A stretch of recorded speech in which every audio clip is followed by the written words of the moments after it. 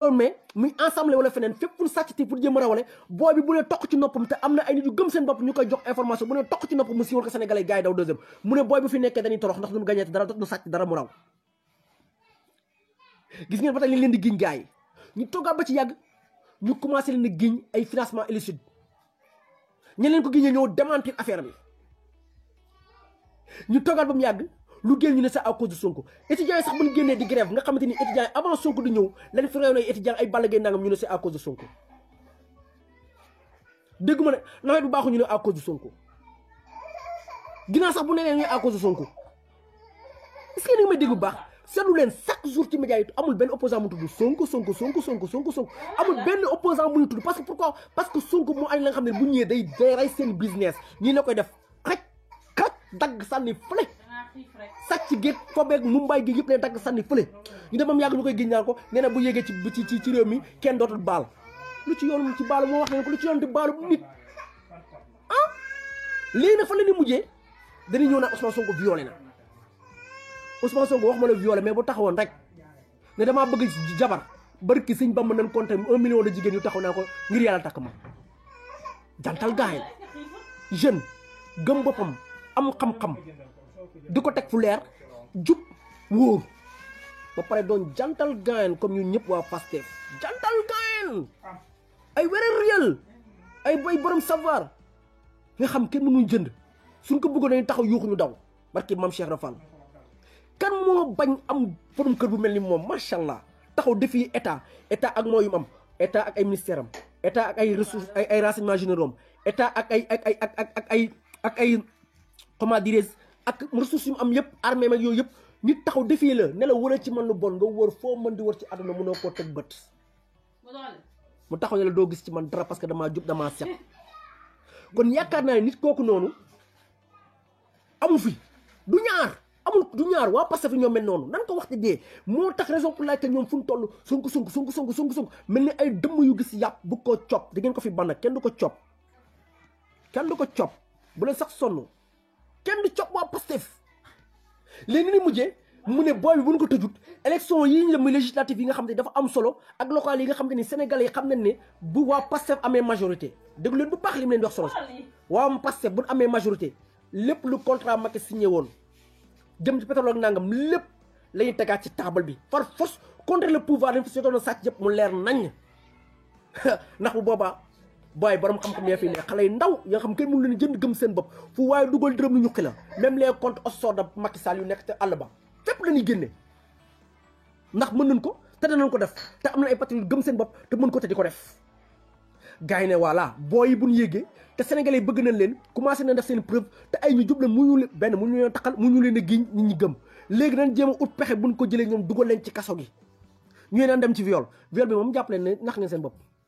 bu ñu pouvez rien contre Sonko loolu moo tax man Sonko bi mu naan sax day maye deret barke Sëñ Bamba yàgg naa ko wax mooy keroog ba di ñëw ne ko bul maye deret gars yi amaana sax boo maye deret sa deret boobu la ñuy jël sàcc ko di la ci ñaanal pour nga dee ay gëmuñu yàlla ay formation lan gëmuñu yàlla buñ la mënoon a coog wala ñu rendi la doo fanaan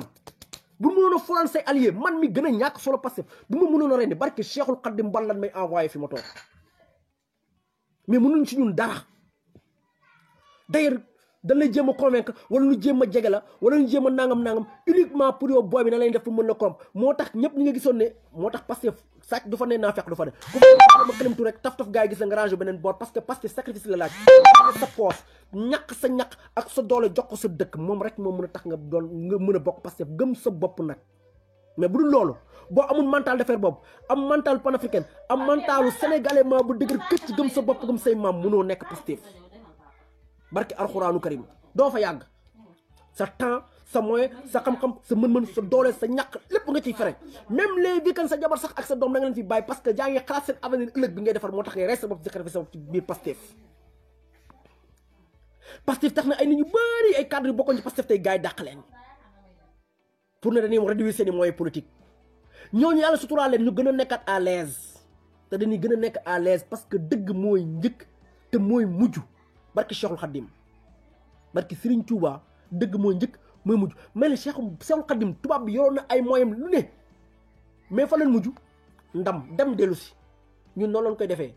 comme ni ko Cheikhul Khadim waxoon patriotisme bu mat sëkk suñu bopp gëm suñu bopp moom mu fi jaar ñaan lu rafet lii Baye Niass jaar fi Limamou Laye jaar fi keneen jaar fi ñaan ba Sénégal am teraanga yi ak ressources yi force dañ koy capitaliser te ñu ñooñu ñu koy mettre en œuvre nag ñu ne dañuy jaxase Ousmane Sonko ak kilifa diine yi Ousmane Sonko ñëw ne leen kaay leen kilifa diine yi kenn doot leen génne ci gestion dëkk bi ne leen def suñu 4e pouvoir mooy le 4e pouvoir spirituel boole leen ci gestion dëkk bi parce que leen dafa bokk ci suñuy réalité macha allah Macky Sall bi ñëwee fi lan la wax yéen sëriñ si yéen ñëpp a yem ay citoyen yu ordre ngeen du ngeen dara te pourtant sëriñ soosu de Macky Sall keroog ban koy jël Macky Sall bu ko lu ñu ko wax lay waat bu ko ñuus rëbës dafa daw ci sëñ Baara sukk di jooy sëñ Baara dimbali ko du ko weddi kenn du ko fi weddi est-ce que yéen nga may dégg bu baax dama ne ci kaw loolu noonu am ci kaw loolu noonu am ah su ma gisee sama copain ay kon moom tey moom day dugg moom ñu waxtaan moom borom baax la yéen a ngi dégg loolu noonu tey moom mu am xam lan moo ko may jub ak gëm boppam moo tax lépp looy def dans la vie xoolal moom dafa jub ba jubaalee sax ñun ñi nga xam te ne noonu dëng barke Serigne Touba te Serigne Touba loolu ma naroon nga xam te ne ak mag ñu baax loolu ñaan teraanga yooyu noonu mu naroon ko askanam ñaanal ko ndax macha allah boo demee si di nekk ja ca des Serigne Touba du bind mu doon hasard tey jii kenn ko fi bind ko fi jàng Sénégal mu doon hasard ma ne Baye Niass du fi toog ñu ñaan fi mu doon hasard Limamou Laye pousse géej gi mu doon hasard mu ko ci àdduna day jax ci Sénégalais yi ay ressources lay doon te dañ koy capitaliser du nangu franc-maçon yi ak lu bi ngóor jigéen yi nga xam te ni Sénégal la nekk ñëw nangu ko ci ñun ñoo bañ ñun ñoo ñu koy matérialiser ñun ñoo xam ñoo doon sët yi koy nar a ñëw matérialiser ko far fos may Sénégalais bi doole ba nga xam te ni day jógee Dubaï sax ñoo fii pour def commerce mu koy téye barki Serigne Touba Mbacké changer Afrique ak dellu nit ko ñuul mooy ko honneur à jamais ñun c'est ça loolu leen gëm loolu moo nekk suñu bopp ñun en réalité mais nag comme que ñoom seen pexe yëpp mooy jël ngóor si ñun ko sacrifier dugal ko ci koso léegi ay violé ni giñ moo tax mu ne leen ci kanam tuuti préparez-vous nu jël ab immeuble entier def ci ne Ousmane Sonko ko moom dil koog nit préparez-vous ñu falsifier tous les documents ti moon ne dañ ko taxal Ousmane Sonko mais gis nga buñ ci yeggee je le dis ici et je défie directement Macky et consorts si vous essayez de pousser benn seul cheveu ci Sonko barke Mame Cheikh Rafal dañuy gën ci télé bi gis nga ni ngeen entraîné seen gars yi ba taxaw noonu la ñu defee suñu molde yu mool entraîné dafa suñu cadre boox barrage avancé ñu nag ñoom réclamation ñu nooyee ko ñoom dóoroon tey ay chaîne ba génn boîte vocale lu leer la leen tegal bés bu ngeen fi andee kawo woote fi kawo barki alxuraanu karim ñu répondre par kawo te 1 minute duñ ko bouger billaahi wallaahi duñ bouger yoo tax man je serai le premier gars bi ne njëkk dóor bal pif je m'en fous. Mes enfants reviennent au dinañ am jàmm ak salaam si vous avancez pour tuxalal Khalifa Sall réussir Karim Wade mais ça c'est bien que lenn mooy patriotes yi mooy ils sont prêts à financer leur argent leur moyen leur énergie ci projet bi on est prêt à financer même ba ku la joxe suñu am ci projet bi ça c'est que bu baax fu ñu egg ci détermination on peut être 10 et foncer directement fu mën di nekk ak koo mën di nekk ci institution bu mën di nekk foncer seen kaw ak koo mën di nekk parce que ñun dañuy defar suñuy seen suude ko ba mu baax moom ay cat téye ko ba mu baax pare pour jàkkaarloog yéen duñ sànni xaar de tollu fee sànnante déedéet on da leen di affronter direct que les blessures am arrestation am bu ngeen arrêté on va arrêter séquestrer comme yéen comme vous voulez mais dama leen wax benn affaire ne touchez pas à Sonko non on ne vous le permet même pas. parce que tey Sénégal ku waay bañ ku waay bëgg mel ni moom moo fi nekk opposant dëkk bu amul opposant xam mooy lan mooy comme yeneen dictateurs yi li doon def man rek maa ne ci dëkk bi lu ma neex def lu ma neex def dañ ne ba naan Macky nangam xoolal li ma ci gën a mekk ay magum jëmm ñoo ñàkk fayda tey ci Sénégal ay magum jëmm ñoo ñàkk fayda naan non dama wax ci 3e mandat parce que Macky Sall traîné ma ko yow yaa ñàkk fayda yow sa constitution wax la sa charte réew wax la nga ne da ngaa gëm sa réew ay nit fan la nga taxaw naa du ma wax ci nangam ba Macky doon tee dara ngeen gàddu ko yéen mag yi fu ne ngeen jàngare ay Moustapha Cissé Lo ay Moustapha Diakhaté ñu gën ñëpp fu ne ngeen gara xale bu ndaw ngeen ko doon gagane fu ne ngeen yóbbu ko fa di ko ñaanal di ko ubbil muy jooy fii nangam muy paan nangam ngeen koy dugg tey ngeen ñëw moom mu taxaw naa leen yem leen fii bu leen wax li ñàkk fayda mënu ko weesu Macky il était rien du tout yéen ko doon porté tey mu ñëw di tëj seen gémmiñ comme ay xale yu ndaw comme ay petits vauriens de merde en réalité barki Serigne Touba parce que gëmmu leen seen bopp bu doon gëm ngeen seen bopp mu taxaw ne yem leen fi ngeen ne ko yemuñu dañuy ànd démb tey mënoo ko on divorce damay continuer sama pensée kenn du ci mën dara mais parce que boo dundee riba dafa neex ba nga xam ne boo tàmmee dundee riba doo ko mën a bàyyi parce que lu ñëw ci riba nga koy defaat doo ko mën a bàyyi riba da nga koy riba di ko riba rek loolu mooy seen problème vous da ngeen a tàmm riba ba mënatu leen a bàyyi riba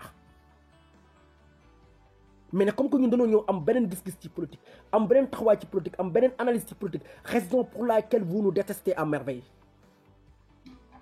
vous nous détestez à merveille on le sait mais nous aussi on vous respecte pas ñun détesté wu leen parce que dañoo xam ne ay ignorant ngeen yéen yàlla dama yàlla jégal dañ leen yàlla da leen a móolu parce que bu doon yàlla móoluwu leen da ngeen def lu jub mais mënu leen ko def lu jub vous ne pouvez pas parce que tellement da ngeen a tàmm sàcc ak kàcc ak aw na ci leen yaa nga xam te ni vous ne pouvez plus faire et loolu moo tax ngeen limité wu enchaîné même par les lobbies homosexuels information yu leen di coté aw nii aw naa wala ñu tàpp leen ci tar ngeen aw fu leen wax ngeen doon ay gono yu ndaw ñun nag ñu ñëw doon ay gono yu ndaw parce que maam Cheikh Ibrahima Fall ay gone yow ay moins de 30 ans ñoo nekk dans Pastef barke Rasulullah li ci ëpp ay xale yu ndaw je m'entraîne très bien même pour défendre suñu cause ak suñu projet et on est bien costaud pour le défendre et on est assez mature et dur à la fois pour défendre suñu projet moo tax bu ngeen ñu gisee ñu nekk suñu yar toog suñu yar di mener suñu combat touché wuñ leen laalu leen ñun lu ñu ñor mooy débatité ngeen ñëw diñu provoqué bu doon ñu jéem a provoqué parce que bu ngeen ñu provoqué leen dawuñu leen yootaa xuloo fu mu neex ñun dawuñu mu saf sàpp ci yéen dawuñu ko fu ngeen ñu wokkee ñu xuri leen que ça soit très clair dawuñu leen de ñun duñu Khalifa Sall ñun duñu partisan Khalifa duñu partisan keneen dafa am lu ñu gëm te lii ñu gëm Sonko dafa ñëw keneen ñëw am ñi ko xalaatoon créé par contre maa ngi saluer suma benn grand bu baax macha allah bëgg ma turam mooy le seul fondateur bi nga xamante ni membre fondateur bu des ci Pastef maa ngi koy saluer moom souvent bëggul feeñ fenn ndax moom borom baax lépp lu muy def da koy def te kenn du ko feeñ maa ngi koy saluer de passage su may waxee gars yu bëri nañ xam ku may wax macha allah benn yoon la ko tudd ci mitinam nangu sax jóg tàllal loxoom wala mu kuul dafa toog fu mu toog loolu mooy patriotisme loolu leen gëm ñun en réalité mais des jeunes yi nga xam te ne émission moo nekk fii di leen woo booy kaay ma may la liggéey kam gëmuñu loolu ñun xam luñu gëm jàng suñu jàng wala dem maçon ji wala dem nangam gëm ko duñ xool kenn du taxaw ne booy bi maa ko loolu lañ gëm xam nga man su ma neexee dogantu fu ma neex maa booy bi dama yàgg gëm sama communauté dama yàgg gëm sama xel investissement sur le capital humain dama yàgg gëm xel développement sama communauté dama yàgg initier ay choses yi nga xam te ni je m'en fous que les gens adhèrent ou pas l'essentiel que na jariñ askan wi qu'il apprécie ou pas na jariñ askan wi je m'en fous na leen jariñ ci lu positif lu ànd ak suñu diine ak suñu réalité loolu moo amal importance loolu la ni patriote yi ñun di doxee donc wax bi xam nga leen mooy solution bi mooy ñun les patriotes ñoo war a jóg maintenant pour wane état bi dañoo am doole dañoo xañ muy lan muy c'est à nous de nous lever d'aller vers les marchés luuma ñun ñoo war a jóg dem ci marché luuma yi ñun ñoo war a jóg dem ci mosquée yi duñ ba fenn ci église yi ma ne la buñ mënee sax dugg ci margo yi dugg ci margo yi sensibiliser même tous les sénégalais les conscientiser en même temps Macky propre waa këram bëgguñu ko ñàkk pexe ak tàmm riba dong ak bëgg lu nooy kese moo leen fa bàyyi mais bëgguñu ko en réalité donc c'est à nous maintenant de mener bataille bi dem na ba suñu page Facebook dañ koy nangu waaye bopp informé waa gars yëpp leen gis ngeen page Facebook yi nangu woon informaticien lañu liggéey yu am doole par force dañ ko récupérer par force je vous l'avais dit par force dañ ko récupérer mënu leen ci dara dañuy continuer def laaj ngeen restreindre ko wàññi nombre de vie daf leen neex bu ngeen paree gars yooyu ñoo koy partagé mu dem fu ne même pas une minute ñëpp jot ci xam lu Sénégal lan mooy enjeu bi dama ne ma waxal leen ko Macky dafa diggoon Sénégalais yi moins de 5000 milliards ne bu ko defee rek baaxal lépp mooy conseil des ministres décentralisé ñu jox ko 28000 milliards j'ai bien dit plus de 28000 milliards il n'arrive même pas à développer Guédiawaye nii Mermoz Kilin Day bi mu fi initié woon comme jox ko Salis Lo Kilin Day bi mu fi initié woon tey la Dakar gën a tilim tey la xoolal banlieue bi gën a tilim tey la Diourbel ak Fatick gën a nekk ci pauvreté bu tar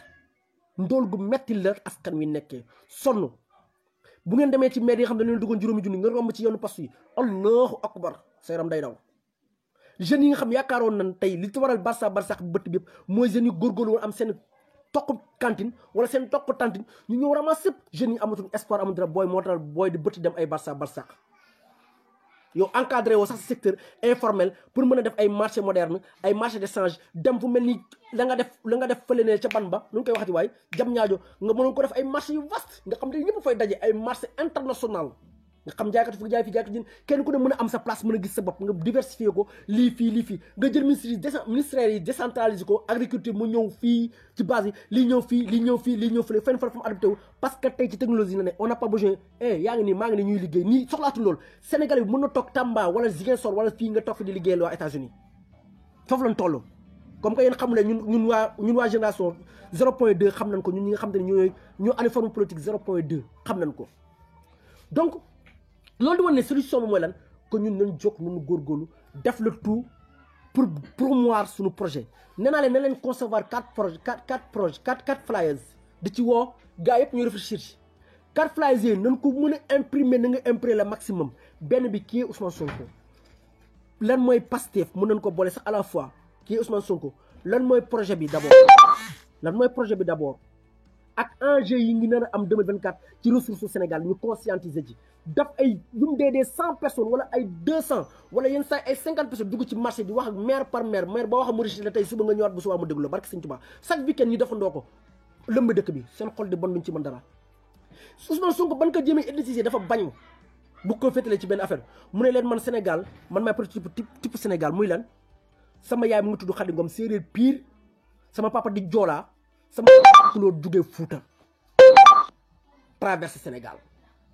kum naqari nga dem xombal gii kër yaayam ay këri nijaayam ba mu doon yéeg yenn saa yi mbaam di jaay dox mu nga fa Sénégalais pire dur la munu leen yàq deram mus a jàngi à l'étranger te pourtant il fait partie des plus qualifiés mus ñu ko corrompre mus am relation te pourtant il fait partie des dignes sénégalais kon donc yéen ñiy réclame mooy yenn affaire moo leen gën a jàng moo leen gën a xam moo leen gën a maîtriser li muy def te moo leen gën a am fulla li muy def te mu leen ko gën quoi que ce soit xale bu ndaw taxaw di leen défier te par contre du moom kese waa Pastef yëpp moo tax seen xol yi di bon raison pour laquelle on ne permet plus à qui que ce soit nga taxaw naan genre nangam wax leen lu leen nekk on s'en fout mais gis nga le fait que vous essayez d'emprisonner Ousmane Sonko lu mu leen wax dafa leer ñun moom patron de parrain bu yàgg c'est suñu maas moom baax et on s'en fout. On ne va pas permettre à personne de toucher à Ousmane Sonko parce qu'il est le seul opposant. Macky Sall bu dee da ngaa bëgg a def ab buur nga dellu Mourtani defal foofu ba sa royaume mais du Sénégal fii ngay amee royaume mukk ci àdduna. Il faut respecter les Sénégalais. De même que vous ne respectez pas, vous nous mentez tout le temps sans exception. Non seulement yamu leen sax ci di ñu wax lu dëgg mais promesse yi ngeen defoon ak maanaam yaakaar amul ci yéen sama xel dem na ci ay Mamadou Diop ñu dee woon xeex ba doon xeex ak ñeneen ñi tuddee ñàkkte seen bakkan kenn honoré wul seen mémoire kenn te ba tey waa Gaston Berger ñu ngi récemment dafa fàllu seen yàlla na ko yàlla yërëm te sàmm jabootam waa Gaston Berger ñu ngi grévaat ba tey ci bourse te yaa waxoon ne loolu jóge na fi ça veut dire que maanaam li ma gën a metti comme si daf ñuy coqataan di nu kàcc wala daf ni mbéj di nu kàcc te dañ koy nangu far force Sénégalais yi kañ ñuy am fula pour mën a changer les choses comme je l'ai dit sama yenn vidéo yi rek loolu moo tax ma ne c'est à nous ñoo war a góorgóorlu ñu Sénégalais xoolaat suñu taxawaay xoolaat ñooy kan pour changer les choses parce que personne ne va le faire à notre place donc vidéo yi buñ ci paree incha allah partager leen ko ndax Pastef dañoo gëm suñu bopp dañoo gëm lu ñuy def di wax journal yi ak ñetta des barke alxuraanu karim Mamadou Pastef soxla woon ay gentleman nan tout ce qu'on veut dañ koy am dañoo gëm suñu bopp barke alxuraanu karim te ko fekk mun bëgg Pastef rek jàppal ne panafricaine pure et dure la jàppal ne ku am référence ku jël ay référence Thomas Sankara Cheikh Anta Diop autre Mamadou Dia ku ko fekk rek révolutionnaire la ku gëm boppam ka nga xam te ni nawul tubaab dafa gëm boppam pare nangoo gëstu ji partisan Ousmane Sonko bu ni laa doo ko gis force ci domaine am ba mu ne wala tel domaine da ciy fort taxaw ci boo ko ci cuqee rek nga xam ne lépp dëgg la raison pour laquelle ñu ni daw ci yenn débat yi ñu ni daw comme dëmb ci yenn débat yi parce que débat bu ñuy woo Macky bu toogee rek bu boobaa barki Serigne Saliou Mbacké bu yeboo ñu utal ko ngan ni pot ci ginnaaw ba xam ne jéeg-jéeg rek di rës ndax du ko attan donc ñun ñoo war a góorgóorlu solution bi mooy gars yi dañuy def initiative bu bees gars yi partagé saa yi ñëpp seen page yi ngeen bind ko tous les dimanches def ko pendant 6 mois tous les jël sol seen Lacoste seen i t-shirt dugg ci marché yi fépp mën di nekk di sensibiliser les gens bu ñu ko Covid permettre bu jàllee ñu dal ci parce que législative yi lañu bëgg a xañ ñoom seen élection locale yi yooyu garaawul mais législative yi nga xamante ni moom mooy déterminer suba Sénégal moom la ñu bëgg a xañ te fa la engin bi ëppee doole muy député yooyu taxaw nag mën a woote projet de loi wala mën a jëleen projet de loi mettre ko en cause parce que Macky lu ko neex mu woote lu ko neex mu def lu ko neex mu orienté lu ko neex mu defee nga xam te ni mooy remettre en cause wala boog mooy pouvoir ba nga xam te ni moom mën a contrer le pouvoir exécutif moom mën a fexe le tout pour mën a may liberté le pouvoir judiciaire nga xam ne boobaa Sénégal da ngay am pouvoir bu juste moom lañ bëgg a xañ patriote yi parce que kaay ma wax leen du mairie locale bi la ñor li leen gën a ñor mooy législative yi nga xamante ni ay député ñoo fay toog am immunité sañ taxaw ne Macky Sall kaa yemal fii projet de loi bii nga dugal ay ngóor jigéen lañ ko dugaloo yem ko fii projet de loi bii nga dugal suñu réalité yam ko fii lii ngeen dugal comme contrat yi ngeen signé nii ngeen ko signé baaxul teg leen ko ci suuf raison pour laquelle xam nañ ne Macky xam na ne Mansour Faye lu mu war a justifier bari na rakam lu mu war a justifier bari na keneen ak keneen ak keneen war a justifier bari na te député yaa ngi ñëw te xam ne buñu demee si législative yi waa Pastef dañuy taxaw position te ku ci ne dama ne parti bu mën a jël fa nga nekk buñ la yóbboon à l'Assemblée nationale barke Rasulullah nga liggéey fu set raison pour laquelle ñuy jëm vite fait pour jëm leen sacrifier mooy préparez-vous les gars préparez-vous armez-vous préparez-vous di xaar Macky Sall ak ay ñoñam fu mu yem neex daw ñu daay ñu lu ngeen roof ñu roof leen ko lu ngeen ñu wax leen ko amul lu ñuy tàppe ñun amul lu ñuy ragal en réalité ñun loolu leen gëm en réalité te loolu la ñuy fas yéene dund te di ko dund di wax nag Sonko wax leen lu leen neex mu wax leen ne wasin na wax leen ne ginaaram nen na wax leen ne à cause de moom moo tax ngelaw amatul wax leen nag on s'en fout gis nga génération 2.0 bi mun leen a bind sur la net jamais ba convaincre leen te ñi ngeen di convaincre ñu war a ñun informer leen nga xam ne da nga leen di fen xam nga dëgg moo mën fen ñooñu incha allah la ñuy dem dugg ci terrain bi ànd ak ñoom informer leen juste wax leen lan mooy Sénégal lu mu am ak lan mën a am xam nga ab nga tey ab sénégalais di ko jox 5 junni par ñetti weer subhanallah xanaa mooy toroxtaange akum ndóol bu dakk sax yow mi koy def sax war nga ko def ba mu yàgg nga war a ruus nit ki nga xam ne ni yow sa caisse noire ay milliards la Covid 19 1000 milliards jaruñu benn sénégalais man lu ma jaaxal sax ci Covid 19 bi gestion bi ñu ci def booy doy na waa de copain gestion ba nga xam ne ni ay 69 millions lañ wax nañ jënd ceeb ak nangam xoolal 5% des sénégalais sax jotuñu yemuñu ca ñu ne far fos ñu taxaw réew ba dof fuy ba dee na du ma justifié mel ni moonu même wala moonu nen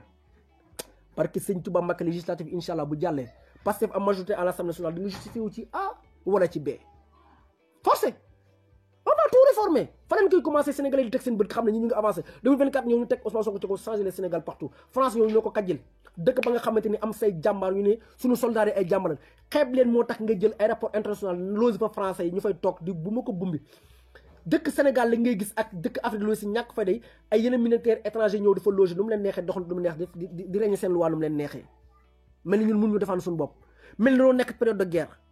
ñun soxlawuñ guerre soxlawuñ armée française on n'a pas besoin d'eux que ça soit très clair et net